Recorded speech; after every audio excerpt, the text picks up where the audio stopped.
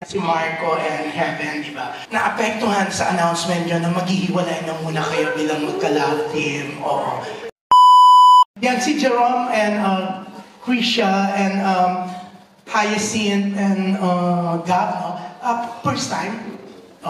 First time po na. Tung love team nyo, first project ba to? Or tuloy-tuloy love team na ba talaga kayo? Tuloy-tuloy ba to?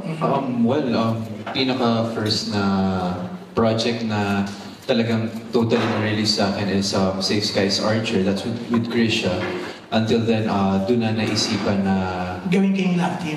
Yeah, doon pa lang eh. I mean, sa Univercada pa lang, even the fact na you'll be part of the cast, alam mo may makaka-partner ka, and that's something na, you know, mababank yung mga tao.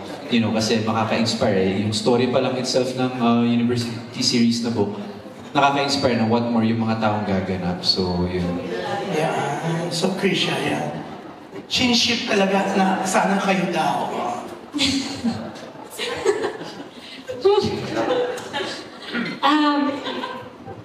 Well, yung first po namin project together was Safe Skies Archer. And then, marami po kasi nag-edit sa TikTok ng mga moments namin on-screen and off-screen sa social media. So, parang naramdaman ni Viva na ituloy yung love team kasi nagkakaroon kami ng fans, ng supporters na nandyan lagi for us. So, ayun po.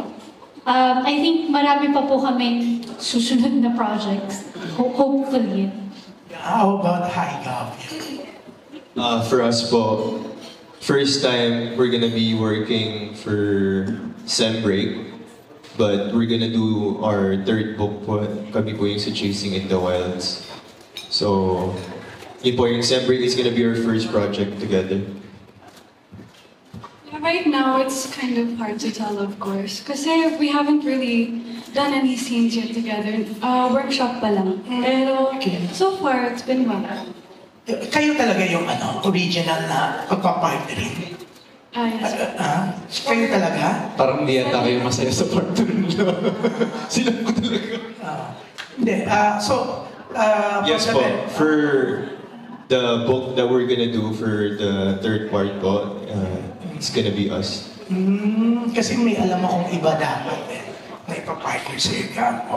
Pero mukhang mukhang may kilig naman kayong dalawa, mukhang maganda. Kaya parang mas perfect naman in fairness. So, good luck! Yeah. Si Marco and Heaven, di ba? Talaga naman, last week pinag-usapan kayo, grabe. Yung lahat naapektuhan sa announcement nyo na maghihiwalay na muna kayo bilang magka-love team. Oo. Ano yan? Siyempre, April 1 yun eh, di ba? So, yan ba drama lang since April Fool's Day yung araw yun? Yeah. Yes, actually, pinilit lang po kami ng Viva.